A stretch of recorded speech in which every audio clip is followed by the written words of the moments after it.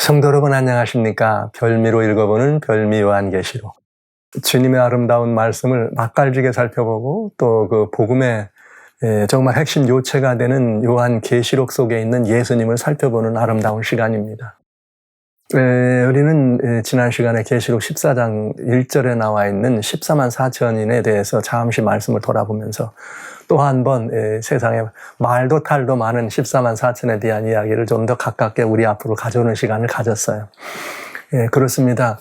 우리가 누구냐 그럴 때는 관계를 물어보는 거다. 그 14만 4천이 누구냐 그럴 때는 14만 4천이는 하나님과는 어떤 관계, 예수님과는 어떤 관계냐. 그럴 때 그들은 하나님께 속한 누구다? 첫 열매다. 이거예요. 땅에서 구속함을 입어서 하나님께 속한 첫 열매다. 그런데 알고 봤더니 그 첫 열매가 바로 누구를 말하는 거예요? 복음을 영접하고 진리의 말씀, 구원의 복음을 영접한 여러분과 저를 뭐라 그랬어요? 첫 열매다. 그래서 성령으로 인쳤고 하나님은 우리 안에 하나님 아버지의 그 아름다운 이 마음에 담겨있는 법을 새기시고 우리는 그 법에 완성되시는 예수님을 우리의 삶을 통해 드러낸 사람들이다. 할렐루야. 이렇게 되어 있다는 거. 제가 14만 4천에 대한 이야기를 여러분들에게 성경에 있는 근거들을 들어서 쉽게 말씀드립니다. 그러면 또 많은 분들은 그런 표현을 해요. 이렇게 또 쉽게 말하면 이거 14만 4천은 뭐 특별한 어떤 물인 것처럼. 왜냐하면 본인들이 특별하다고 생각했는데 이렇게 쉽게 말하면은 저희들이 쉬운 사람이 돼버리기 때문에 싫어하죠. 갑자기 또 많은 또 말씀들이 오가는 14만 4천은 여러분들이 어찌 말씀을 하시든 저는 하나님의 말씀 밖으로 넘어갈 마음이 없습니다. 하나님이 이렇게 말씀 주신 성경에 이렇게 기록되어 있으면 이대로만 저는 믿을 마음이 있습니다. 그러니까 여러분들께서도 여러분 개인이 가신 어떤 추측과 상상이나 어떤 이해나 이런 것으로도 생각하시겠지만은 근데 가장 중요하고 좋은 것은 성경이 이렇게 말하고 있으면 그대로 믿으시면 가장 안전하다. 이런 말씀을 말씀을 드립니다. 또 하나 더 있죠. 시온산에 대한 개념에 대해서도 또 말씀들을 많이 오가는데 제가 이제 한 수 더 말씀을 드릴게요. 여러분, 그리스도인은 우리는 지금 이 땅에 살고 있습니다. 그러나 말씀드렸어요. 하나님이 우리와 함께 예수님이 부활하신 예수님과 함께 우리를 하늘에 앉혔다. 이렇게 말씀하셨다니까요. 그 하늘에 앉혔다는 얘기 어딨냐고. 여기 에베소 2장에 보면 이렇게 나왔어요. 바로. 허물러 죽인 우리를 5절에는 허물러 죽인 우리를 그리스도와 함께 살리셨고 너희가 은혜로 구원을 얻은 것이라 6절에는 또 함께 일으키사 그리스도 예수 안에서 함께 하늘에 앉히시니. 와우. 여러분, 우리가 예수님 안에 있으면 어디 앉은 것입니까? 예수님과 함께 하늘에 앉은 거 맞아요? 틀려요? 우리가 예수님 안에 있으면 맞잖아요. 예. 왜 이렇게 너무나 분명한 사실이 있는데 여러분이 사실을 부정하려고 하십니까? 그렇다면 여러분 이제 달라진 거죠. 우리가 하늘에 있는 시온산의 개념을 우리가 다시 볼 필요가 있다. 그건 뭐냐? 예수님이 계신 곳, 그 안에 우리가 있다. 이렇게 되는 거예요. 그러면 여러분 실제 우리들 이렇게 물리적으로 아니면 하늘과 땅의 거리, 하나님의 보좌가 있는 하늘과 땅은 어마어마한 거리가 있어. 어떤 분들은 예수님이 재림하실 때 요한계시록 8장에 이런 말이 있어요. 주님께서 하늘이 반시 동안 고요하더라. 이 말을 듣고서 이게 바로 예수님이 재림하시러 이렇게 보좌를 떠나서 오시는 시간이다. 그래서 이렇게 반시 동안이란 말은 반시는 여러분 얼마가 반시입니까? 하루를 24시간에 1년이 24시간이라 그러면 예를 들면 예언의 하루가 1년이라면은 여러분 예언의 24시간 아닙니까? 24시간이 1년. 그럼 24시간이 1년이면 여러분 24분의 1에 1시간이잖아요. 그러면 이게 보름. 그러면 반시는 7일 반. 하나님께서 이 땅에 오시는데 걸리는 시간이 7일 반이라 이렇게 말하는 분들이 있어요. 그러면 또 사람들이 그거 맞네 이래. 여러분 그건 옳은 소리냐? 아니죠. 왜? 그거는 인간이 생각하는 우리들의 착각입니다. 착각. 하나님께서 거리를 이동하시는 데는 무슨 시간이야? 그건 영속이에요. 신속. 말 그대로 하나님 신자에서 신속. 하나님이 여기서 저기를 이동하는데 며칠 걸리고 7일 걸리고 이런 거 없어요. 그거는 시간에 제한이 없는 분이니까. 그냥 하나님이 이렇게 마음 먹으면 그렇게 된다고요. 그러면 여러분 이게 우리들에게도 가능하냐? 맞죠. 우리들에게도 가능하죠. 기왕에 얘기가 나왔으니까 제가 이렇게 재미있는 말씀 드려가면서 여러분들에게 이 시간을 좀 이렇게 운영해 보려고 합니다. 여러분들의 궁금해하시는 여러 가지 것들이 있는데 그런 모든 것들이 성경에 답이 있는데 성경을 전반적으로 보지 않기 때문에 성경을 한두 절만 보는 분들에게 속는 거나 마찬가지가 되겠다. 이렇게 이 말씀을 드립니다. 하나님의 말씀에 보면은 이제 어떤 이 말씀을 보시냐면 이사야 65장에 보세요. 이사야 65장에 이런 말씀이 있어요. 이사야 65장에 24절에 보면 이게 하늘에서의 삶입니다. 하늘에서의 삶이고 이렇게 얘기할 때 그들이 부르기 전에 내가 응답하겠고 그들이 말을 마치기 전에 내가 듣는다. 여러분, 하나님과 우리 사이가 거리적으로 시간적으로 공간이 있다면 우리 말을 마치고 이 소리를 듣는 데는 시간이 걸려야 안 걸려요? 걸려요. 아무리 빨라도 시간이 걸려. 뭐 인간의 과학기술이 있어가지고 전화로 한다 그래도 뭐 거기 0몇 초라도 시간이 걸려. 근데 여러분, 하나님과 우리 사이의 관계의 거리는 영속의 거리가 없어요. 시간도 거리도 없고 그 속도도 거리가 없어. 왜? 하나님의 움직이는 속도가 빛의 속도 아니, 빛의 속도로 움직이는 사람이 빛을 만들 수 있습니까? 아니죠. 주님의 속도는 빛의 속도보다 빠른 거죠. 그러니까 예수님께서 제자들 안에 있다가도 금방 그 자리에서 사라지시는 이런 모습과 같은 거죠. 그러니까 이건 뭘 말하느냐? 주님이 우리 곁에 오시고 하나님이 보좌를 떠나 우리 곁에 오시는 데는 그냥 마음 먹으면 오시는 것입니다. 가자 그러면 말끄러지게 오시는 거예요. 이것이 하나님이죠. 하나님이 여기 오시는데 시공에 제한을 받아가지고 뭐 7일 반의 시간이 걸린다. 그건 거짓말이 되는 거죠. 마찬가지입니다. 그렇다면 제가 이 말씀을 왜 드리느냐? 하늘 예루살렘과 하늘 시온산이 있습니다. 실제 우리들이 생각할 때 이 땅과 그 하늘의 거리는 무한한 개념의 거리가 있습니다. 그건 뭐예요? 인간이 생각하는 과학, 우리들의 개념 속에 있는 거리라는 거죠. 그러나 실제 이 거리는 우리와 하나님과의 관계는 심령 속에 있는 영의 관계예요. 하나님은 영이시니 그분은 영이시기 때문에 우리와 영으로 함께 하실 수 있습니다. 그래서 실제 하늘에 있는 시온산은 결국은 어디와 우리가 심령에 모시게 들어가면 내가 예수님 안에 있기 때문에 내가 그 예루살렘을 내 심령에 모시는 순간 그 하늘과 땅의 거리는 영적으로는 거리가 있다 없다? 거리가 없는 것이에요. 그래서 여러분이 예수님과 함께 하시면 거기가 시온산이 되는 것입니다.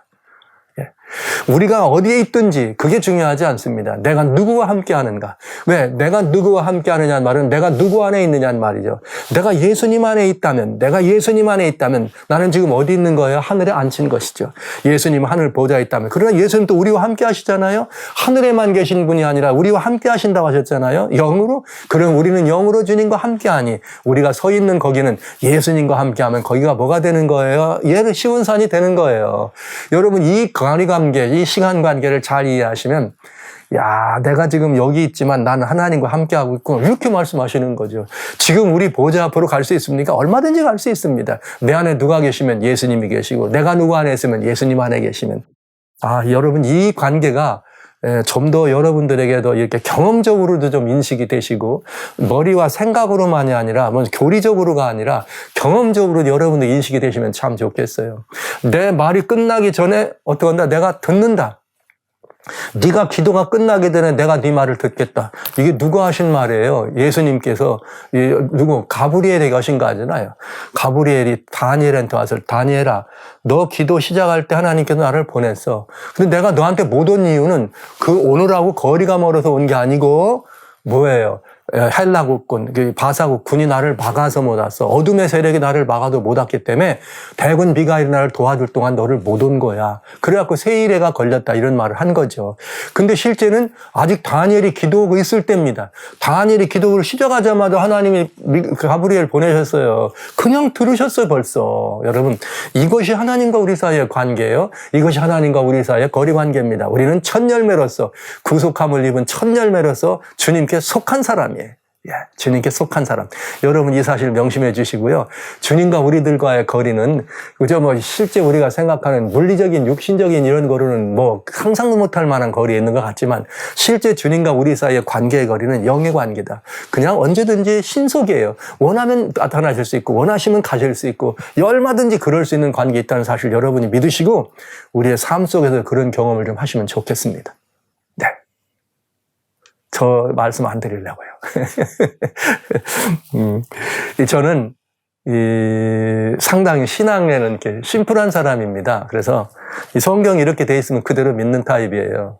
이걸 그냥 제가 가끔 여러분이 따져보자, 이 말은 성경이 뭐라고 돼 있느냐 살펴보자 이걸 말씀드린 거지, 하나님이 누구신 분인지 한번 따져볼래 이런 따져본 것이 아닙니다. 여러분, 이 주님과의 우리 관계가 더 가까워지고 주님과 우리들과의 그 놀라운 관계가, 하나님은 우리의 아버지시요, 이게 정말 우리의 예수님은 목자시요, 우리와 함께 시온산에 계신 그분은 지금도 우리와 함께 하시는 분으로, 그래서 우리는 하늘에 있는 시온산이지만은 우리는 심령 속으로 언제나 시온산에 주님과 함께 머무를 수 있다는 사실, 얼마나 희망이 있고 용기가 되는 말입니까?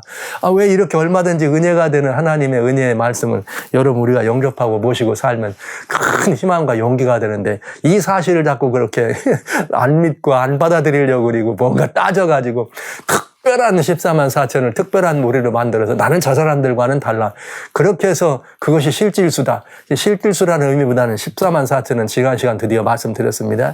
여호와의 군대로 선하게 싸우면서 하나님 편에 서서 대군 미가엘과 함께 누구를, 이 악을 징치하고 악을 진멸해 나가는 하나님의 위대한 용사들의 모습을 14만 4천이라는 의원화된 표현으로 썼다. 이렇게 생각하시면 안 되겠습니까? 그러면 훨씬 더 은혜가 되지 않겠습니까? 이것이 우리로 하여금 14만 4천에 대한 어떤 그 높아야 되는 이런 부분에 대해서 우리들이 이렇게 더 밑에 낮추는 그런 얘기처럼 들리십니까? 아닙니다. 여러분, 14만 4천이 그분들이 말하는 것처럼 특별한 무리라면 성경에 14만 4천에 대한 특별한 상급이 있어야 됩니다. 근데 성경에는 14만 4천을 위한 특별한 장소도 특별한 공간도 특별한 상급도 없습니다. 여기는 그냥 14만 4천이 어떤 사람이냐 하는 이야기만 나오는 거죠. 그 이야기가 이제 이 시간에 여러분과 돌아볼 이야기죠. 계시록 14장 2절부터 5절까지 14만 4천은 도대체 어떤 사람들일까? 14만 4천은 어떤 사람일까? 이게 그들의 성품이요, 그들의 누군가를 설명해 준다는 말씀을 이미 드렸어요. 보실까요? 내가 하늘에서 나는 소리를 들으니 많은 물소리도 같고, 계시록 14장 2절입니다. 큰 대성과도 같은데 내게 들리는 소리는 검은 곳 타는 자들의 그 검은 곳 타는 것 같더라. 이렇게 하늘에서 이렇게 요한이 들었더니 막 이제 14만 4천이 이 전쟁의 마지막 이제 용과의 전쟁에서 시온산에 탁 서 있어요. 그랬더니 먼저 뭐가 납니까? 하늘에서 큰 물소리 같고 뇌성과 같은데 내게 들리는 소리는 검은 것 타는 자들의 검은 소리 같더라. 물론 이제 우레소리다 이러면 주님의 음성이다, 하나님의 소리다, 이렇게 우리는 성경적으로는 의미 있잖아요. 근데 이제 천사들의 함성이 여기 들리는 소리를 듣는 거죠. 무슨 노래냐? 내게 들리는 검은 것 타는 자들의 검은 것 타는 것 같더라. 큰 내성. 그러면서 들어봤더니 그것이 뭐냐? 노래예요. 저희가 보좌와 내 생물과 장로들 사이에서 이렇게 새 노래를 부르더라. 이 새 노래를 부르는데 땅에서 구속함을 입은 14만 4천인 밖에는 능히 이 노래를 배울 자가 없더라. 딱 돼 있네요. 할렐루야. 여러분, 이 장면은 마치 뭐 같습니까? 여러분, 군인들이 전쟁에 나가잖아요. 그 전쟁에 나가기 전에 이제 어떡합니까? 진열을 정비하고 탁 이제 대열을 갖춘 다음에 서 있습니다. 그럼 그때 이들에게 뭐가 물려져요? 이들을 앞에서 가지고 이제 장군이 나와가지고 이제 독려하고 전쟁을 독려하고 용기를 내도록 하는 장군. 지금 누가 그랬어요? 어린 양 대신 예수님이 그들 곁에 딱 서가지고 내가 너희와 함께 한다 말이지. 이렇게 그러면서 너희들의 계급장 뭐야? 너희는 하나님의 이름과 너희의 어린 양 이름이 너 이마에 있잖아. 그게 뭐예요? 우리들의 군호요. 우리들의 군호. 그런데 그때 뒤에서 막 어마어마한 소리가 들리는 하늘의 합창이 들립니다. 함성 소리입니다. 이 새 노래가 뭐더래요? 이 새 노래다. 이 노래는 무슨 노래예요? 14만 4천과 함께한 어린 양이 이제 선악의 대싸움, 큰 싸움에서 악을 징치하기 위해서 진군해 나가는 그들을 위해서 하늘에서 울려 퍼지는 응원가요? 진군의 나팔 소리잖아요. 뭐 다른 거 해석 안 해도 돼요. 진군의 나팔, 진군가. 근데 이 진군가의 내용이 뭐냐? 새 노래다. 할렐루야. 이 새 노래는 누구냐면은 땅에서 구속함을 입은 사람들이요. 그 땅에서 구속함을 입은 사람들이니까 저와 여러분들이 맞잖아요. 그런데 이 새 노래는 여기서 처음 등장하지 않죠. 어디서 등장합니까? 계시록 5장에 새 노래가 등장합니다. 이미 그 노래는 계시록 5장에 나오는 새 노래는 무슨 노래라고 그랬죠? 구속의 노래. 이야. 구속의 노래가 뭡니까? 여기 9절. 새 노래를 가지고 노래하여 가로되 책을 가지고 인봉을 떼기 합당하시도다. 일찍 죽임을 당하사 각 족속과 방언과 백성과 나라 가운데 사람들을 피로 사서 하나님께 드리시고 예수님의 구속입니다. 주님의 구속이 어떻게 되는 거예요? 이 새 노래 속에 제 1절이 뭐예요? 주님이 우리를 구속하셨다. 하나님께 우리를 드렸으니 우리는 뭐다? 하나님께 소속된 사람이다. 그러면서 뭐라 하겠느냐? 저희로 우리 하나님 앞에서 나라와 제사장을 삼으셨으니 저희가 땅에서 왕노릇하리로다. 할렐루야. 우리는 보통 사람들이 아니에요. 여기 새 노래의 내용이 나오잖아요. 어린 양 예수께서 우리를 피로 속한 사람이다. 근데 우리를 피로 속해서 어떻게 했다? 하나님께 드렸다. 즉 하나님께 이제는 어떻게 됐다? 우리의 소속이 바뀌었어. 그래서 14만 4천은 이마에 뭐가 있다고요? 아버지의 이름이 있다. 우리의 소속이 바뀌었어. 네. 그래서 우리를 어떻게 했다? 하나님께 우리는 드려진 존재다. 지금 그 노래가 새 소리예요. 여러분, 그러니까 이 말은 무슨 말이에요?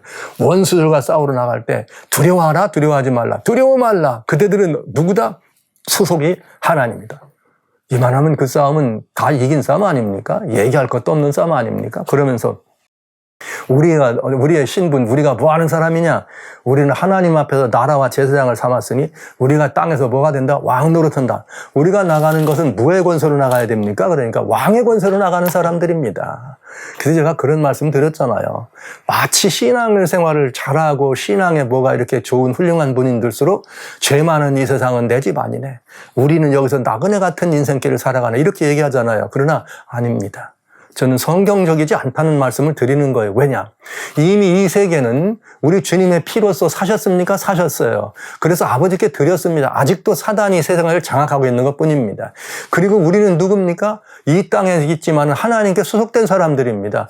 지금은 이 땅의 대사들인 것입니다. 그러니까 우리가 살고 있는 이 땅은 어떤 땅입니까? 이건 아버지의 땅이요. 우리들이 누려야 될 곳입니다. 우리는 여기서 나그네로 사는 게 아니라 이 땅에 누구로? 아들이라는 주인으로 사는 사람들이라는 거죠. 여러분, 나그네로 정처 없이 그래 죄 많은 이 세상은 내 집 아니니 울면서 이 길을 걸어가는 것이 아니라 우리는 이 땅을 하나님 우리에게 맡겨서 우리한테 주셨어. 나는 이 땅의 분봉왕이야. 왕 같은 제사장이야. 왕 노릇하라 그랬어. 이게 무슨 노래? 새 노래를.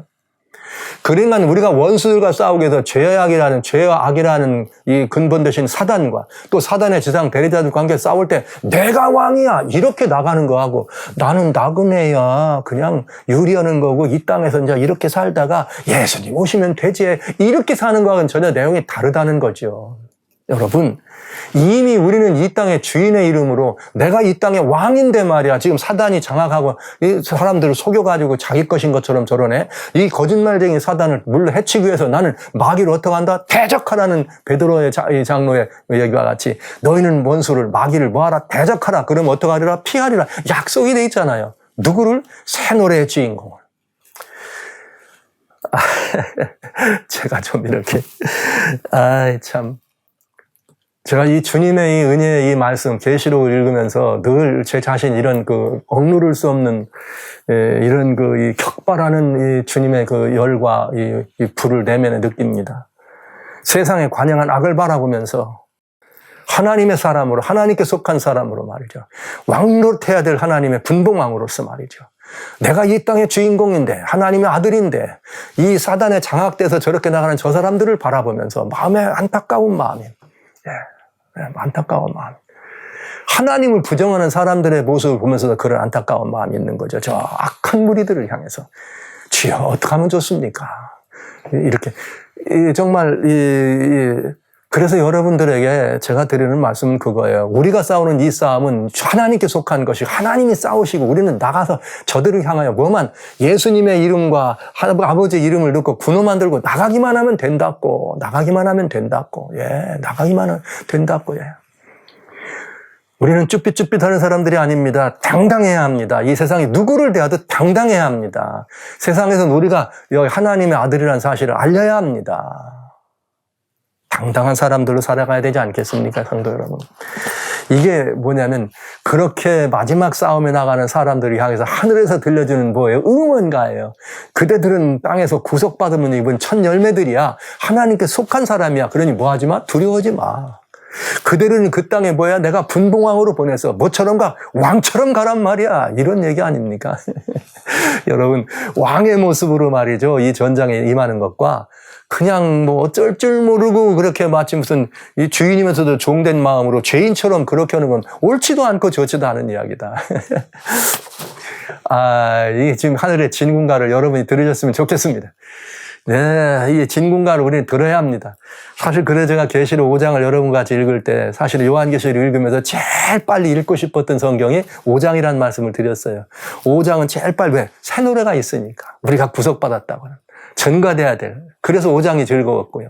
계시록 12장을 읽을 때는 구속의 모든 내용들이 하나님의 플랜 B가 어떻게 적용되는지가 면밀히 들어있기 때문에 그 플랜 B를 살피는 일이 너무나 귀한 일이기 때문에 여러분 이 플랜 B를 읽으시면 구속의 이치가 여러분 건 된다고 말씀드린 거고요. 그런데 우리는 누구인가? 난 진정한 그리스도인이다. 이래서 우리가 주의 성경의 말씀을 보면 계시록 14장을 읽어야 된다고. 예.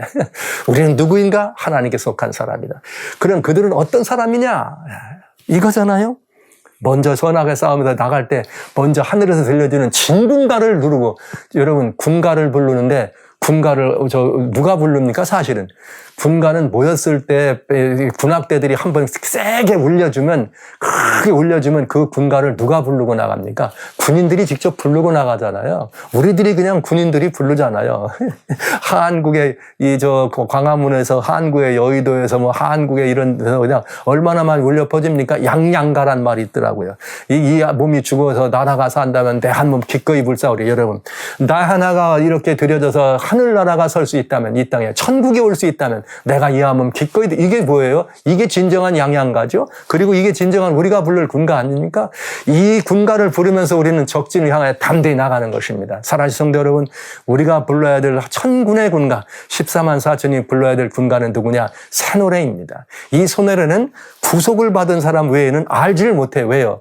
예수 그리스도의 은혜로 말미암아 보혈의 사함을 받은 그들만이 이 내용을 아는 거죠. 왜? 나는 구속을 받은 사람이라는 사실을 하나님께서 피로 사서 예수님이 나를 피로 사서 아버지께 드렸다는 사실을 아는 건 누구밖에 없어요. 우리밖에 없잖아요. 그러니 우리밖에는 이 노래를 부를 자가 없죠. 예, 이 노래입니다. 그리고 3절부터 5절까지 이제 그렇게 이 천군의 노래를 부르는 우리들이 그 다음에 4절과 5절 2절에서는 무슨 말인가? 이 군가를 부르면서 나아가서 살아가는 그 사람들은 어떤 사람이냐? 이런 사람들이에요. 이 사람들은 먼저 여자로 더불어 더럽히지 아니하고 정결이 있는 자라. 정결이 있는 자라. 이제 뭐 여러분들에게 그만 말씀드려도 괜찮을 것 같은데요. 여자에 관한 거. 여자는 성경 속에 이제 영적인 신앙적인 것, 그래서 하나님께 이렇게 소속된 우리들의 신앙을 얘기할 때 종교적인 의미다. 그래서 여자가 하나님의 여자, 참 여자 할 때는 하나님의 참교회, 참백성을 의미하고, 그다음에 음녀다, 온 거짓, 이렇게 말하자면 이렇게 이 타락한 여자다 그러면 하나님을 떠난 그런 사람들을 말할 때는 타락한 여자. 이것이 이제 종교적으로 영적으로 뭉쳐지면 그게 이제 신앙적 어떤 이 모양을 띠면서 이제 우리는 여자라는 말을 쓰는데 여기 그럼 여자로 더불어 더럽히지 않았다는 말은 영적으로 신앙적으로 예수님을 영접하고 예수님께 함께 나온 다음에 그 마음에 두 마음을 품지 않았다 이런 말이죠. 두 마음을 품지 않았다. 그러니까 이스라엘 백성들이 애굽을 나왔습니다. 애굽을 나온 다음에 가나안을 들어가는데 광야에 있다. 마지막으로 가나안 변방에 보고 있는데 사단이 어떻게든 이 사람들을 말이죠. 가나안에 못 가게 하고 타락시켜야 되겠는데 하는 방법이 뭐였느냐. 바로 거짓 선지자 발람을 통해서 모압의 발락이 만들어놨던 어디예요? 모압의 신당에 들어가서 예배하고 경배하는데 이제 유대 백성들을 초정해서 거기에 들어가가지고 어떡합니까? 그들의 예배에 참여하면서 그들의 음행에 참여하잖아요. 이게 뭐예요? 여자로 더불어 자신을 더럽힌 여자다. 여기 말한 여자는 대단히 중요한 영적인 의미예요. 신앙적인 의미. 종교적으로 하나님을 믿고 나왔으면 하나님 백성 이렇게 돼야지 하나님 믿고 나왔다가 다른 신에게로 돌아가지 않았다. 이렇게 보시면 되겠어요. 그러니까 여기 우리가 고린도서 5장 17절에 보라 우리가 새 것이 되었다. 이전 것은 지나갔으니 보라 우리가 어떻게 되다? 우리가 그리스도 예수 안에 있으면 새로운 피조물이다. 보라 우리가 이전 것은 지나갔으니 새 것이 되었다. 새 것이 되었으면 우리는 어떻게 해야 돼요? 유혹을 쫓는 옛사람을 벗어버리고 진리와 의와 거룩함으로 저 하나님을 입은 새 사람이 돼야 되잖아요. 이렇게 새 사람을 입고 이렇게 하나님께만 소속되어서 우리의 소속을 바꾸지 않는 것이 여자로 더불어 더럽히지 않고 정절을 지킨 자다. 이 말이 되겠습니다. 뭘 바꾸지 말라? 소속을 바꾸지 않는다. 이 죄가 말이죠. 죄가 무조건 죄는 다 나쁜 것이고 옳지 않은 것이지만 성경에는 이렇게 되어 있어요. 사망에 이르는 죄도 있고 사망에 이르지 않는 죄도 있다. 그래서 요한일서 5장에는 뭐라고 말했는가 하면 그러니까 내가 사망에 이르는 죄를 범한 사람들을 돌이키라고 하지는 않겠다. 그러나 사망에 이르지 않는 죄를 범한 사람들은 돌이켜라 이렇게 말했거든요. 그럼 무슨 말이냐. 그러면서 그 마지막 말에 그러니 사랑하는 형제들아 너희 자신을 지켜 우상을 멀리하라. 우상을 멀리하라 이 말은 곧 신앙을 어떻게 했다? 바꿨다는 거예요. 하나님과 더불어 맺었던 약속을 어기고 다른 신을 쫓았다는 거죠. 그게 우상을 가는 거예요. 그러니까 하나님을 떠나보내지 않고 다른 신을 쫓아가는 것, 하나님을 포기하고 다른 신을 쫓는 것, 이것만 아니라면, 즉 우상에게 돌아가는 것만 아니라면 우리가 살아가는 과정에서 뭐 좀 이렇게 실수됨이 있고 잘못됨이 있어가지고 넘어지고 이런 일이 있을 수 있잖아요. 다 깨질 수 있고. 그런 것들은 뭐예요? 사망에 들어가지 않는 죄. 여기 요한일서 5장입니다. 요한일서 5장에는 이런 표현이 있어요. 주님께서 말씀하신 것처럼 우리들 중요한 것처럼 여기 5장 요한일서 5장 16절에 이렇게 되어 있네요. 누구든지 형제가 사망에 이르지 아니한 죄 범하는 것을 보거든 구하라. 그러나 사망에 이르지 아니하는 범죄자들을 위하여 저에게 생명을 주시리라. 그런데 사망에 이르는 죄가 있으니 이에 대하여 나는 구하라 하지 않는다. 모든 불의가 죄로 돼 사망에 이르지 않는 죄도 있다 그랬어요. 사망에 이르지 않는 죄는 뭘 말하느냐? 이건 저는 이런 것 같아요. 하나님과의 관계에서 우리가 그릇되고 돌아가면 그건 사망에 들어간다. 그러나 이렇게 그거는 대단히 중요한 거예요. 그러니까 신을 바꾸는 거죠. 그러니까 여기 말한 것처럼 우상에게 돌아가지 말라 이거죠. 그리고 옛날 유대 백성들이 애굽에서 나올 때도 우상 생배는 다 죽여버렸어요. 완전히 이렇게. 그다음에 여기 뭐라고 했느냐면 21절에 자녀들아 너희 자신을 지켜 우상에서 멀리하라 이렇게 됐습니다. 그러니까 사망에 이르는 죄란 말은 우상으로 돌아가는 죄를 말한다. 이렇게 된다면 여자로 더불어서 여자로 더불어 더럽히지 않고 정절을 지켰다는 이 말씀은 무슨 말이냐? 우상에게 돌아가지 않았다. 즉 신앙을 하나님을 포기하지 않고 거짓 신을 줍지 않았다. 이렇게 보시면 답이 되겠습니다. 그리고 어린 양이 어디로 인도하는지 따라가는 자라. 어린 양이 인도해. 그러니까 어린 양이 인도하지만 이 어린 양은 예수님을 말했죠. 그럴 때 우리는 누구예요? 목자 예수님입니다. 그러니까 우리는 목자 예수님께서 우리를 어디로 인도한다 그러면 우리는 예수님을 따라가는 자라 그랬어요. 어디든지 따라간다. 그것이 늘 향기로운 길일 수 있어요. 돌짝밭도 있을 수 있어요. 뭐 가시밭길이 있을 수 있어요. 힘들고 어려운 길도 있을 수 있습니다. 그러나 우리는 예수님을 아는 사람들로 예수님이 어디로 인도하든지 따라가는 사람들. 야, 이 참 아름다운 일이죠. 근데 여기 우리 꼭 한번 생겨볼 게 있습니다. 어디로 인도하든지 따라간다는 말은 여러분들이 다른 설명 안 해도 충분히 각자의 개념 속에서 이해하셔도 어그러짐이 없습니다. 이건 예수님이 나를 인도하시면 난 갈 거야. 순교장이면 순교장도 갈 거야. 십자가의 길도 따라갈 거야. 누구든지 나를 따르려거든 자기 십자가를 지고 나를 좇으라 하셨으니까요. 그런데 이 말의 의미를 이해하기 어려운 거 아니에요. 그러나 여기에 잘못하면 실수할 수 있다. 요건 말씀을 좀 드려야 되겠습니다. 그건 뭐냐? 여러분, 어린 양이 여러분을 인도하기 때문에 여러분이 어디를 갈 거야 하고 따라간다. 그럼 내가 어린 양을 따라가기 때문에 나는 예수님께 속한 사람인가? 네. 어려운 표현 아닙니다. 이게 무슨 말이냐? 여러분이 예수님을 쫓아간다고요. 예수님을 따라간다고요. 그러니까 여러분이 예수님을 따라간다. 그냥 예수님 하라는 대로 하니까 나는 예수님께 속한 사람이냐? 아니면 나는 예수님께 속한 사람이기 때문에 예수님을 따라간다. 어린 양을 따라간다. 여러분 한번 선택해 보세요. 아주 중요한 일입니다. 아주 중요한 일입니다. 분명히 성경은 이 말의 다른 의미로 이 땅에는 너무나 많은 사람들이 주여 이름을 부르면서 예수님을 따라갑니다. 그런데 결국 마지막 때는 어떤 일이 벌어지는가? 예수님이 나는 너희를 도무지 알지 못한다. 이 말은 예수님을 따르긴 따랐는데 예수님이 나를 모른다는 말은 내가 누구에게 속한 게 아니라는 뜻이에요. 예수님께 속한 것이 아니라는 거죠. 와, 무서운 이야기 아닙니까? 야, 이건 정말 너무나 무서운 이야기입니다. 만약 이런 일이 있다면 이건 정말 큰일 날 일이죠. 여러분, 이건 정말 큰일 날 일 아닙니까? 네? 이건 큰일 날 일입니다. 이건 정말 큰일 날 일입니다. 내가 예수님을 죽기까지 따랐는데 예수님이 나를 모른다고 하면 안 된다고요. 그러니까 이 말은 무슨 말이냐. 예수님을 따랐다라고 하는 행위 자체는 두 사람 다 똑같아요. 근데 하나는 예수님께 속한 사람이 있고 하나는 예수님께 속하지 않았다는 아는 사람이 있다는 거죠. 여러분 잘 따라 보시기 바랍니다. 내가 예수님 하라는 대로 했다 그래서 예수님께 속한 사람인가? 아니면 나는 정말 예수님의 죽으신 거 합하여 죽고 예수의 부활과 부활에서 함께하는 거듭 태어난 새 생명으로 새로운 피조물로 주님께 속한 사람인가를 따져봐야 된다는 거죠. 이거 정말 중요한 일 아닐까요? 대단히 여러분 우리가 깊이 생각해 봐야 될 이야기입니다. 제가 이 말씀 드리는 거 쉽지 않네요. 왜? 혹 여러분의 속에 좀 불안하거나 심령이 좀 불쾌하실 수도 있으니까요. 그러나 그래도 저는 이 말을 드려야 돼요. 왜요? 여러분, 내가 예수님을 죽도록 따랐다. 그러니까 나는 예수님을 속한 사람이다. 이게 아니고 나는 예수님께 속한 사람이다. 그래서 난 예수님을 따랐다. 이것이 성서적으로 더 온전하고 온당한 길이다. 여러분 이렇게 말씀을 드리고 싶어요. 여러분 꼭 한번 따라 보시기 바랍니다. 이 성경에 예수님을 따른다는 것의 의미가 이렇게 중요해요. 예수님을 따른다는 얘기가. 그래서 저는 여기 이 요한복음 8장에 47절에 이런 표현이 있습니다.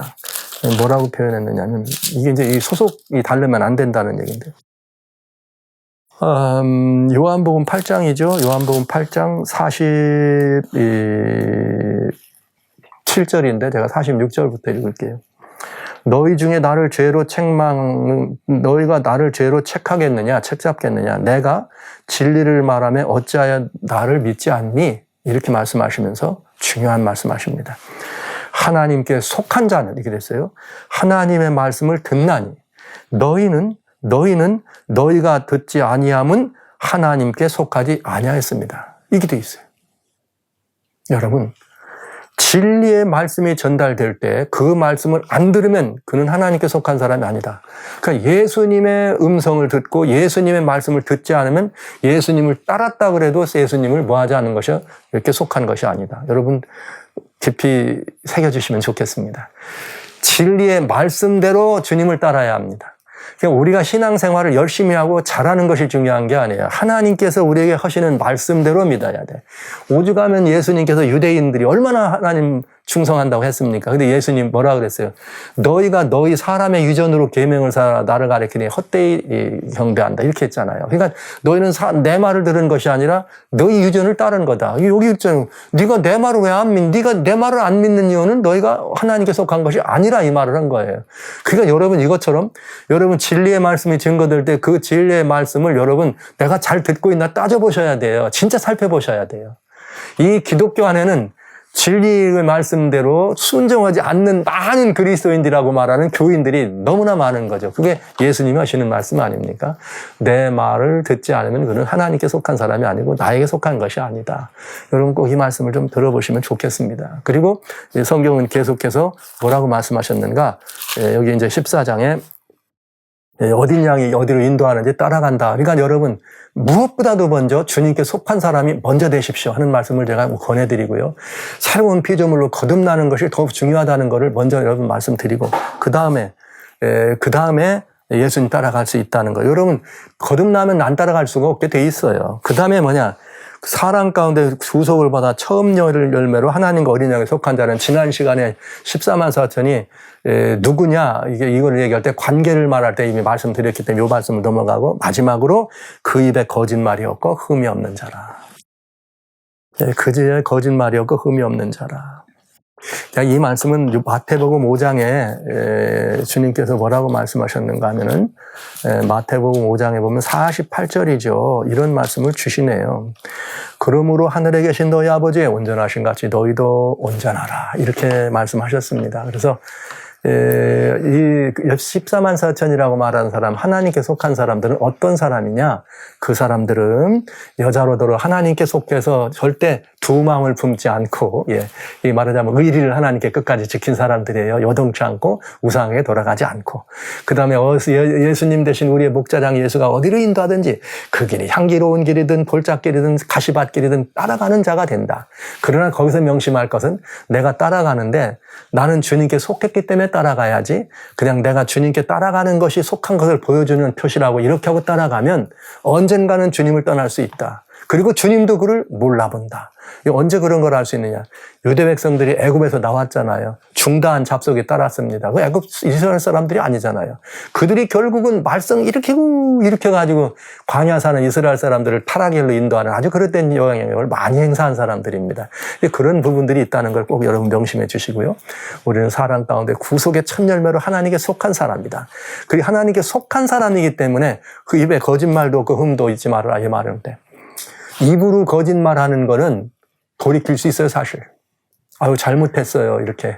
내가 금방 뉘우칠 수도 있어요. 그런데 우리의 삶을 통해서 거짓말하는 것은 굉장히 위험하고 힘든 일입니다. 그래서 저는 마태복음 5장에 나오는 말씀처럼 하나님의 온전하심처럼 그대들도 온전하라고 이 말씀을 여러분 우리가 좀 같이 영접했으면 좋겠다.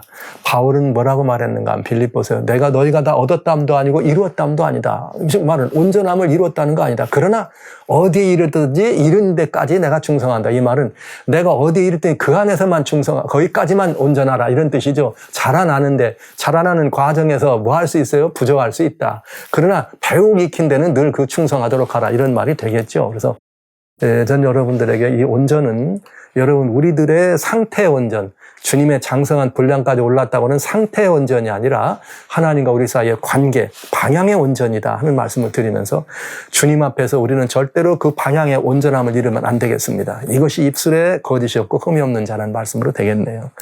14만 4천. 그들은 어떤 사람들인가?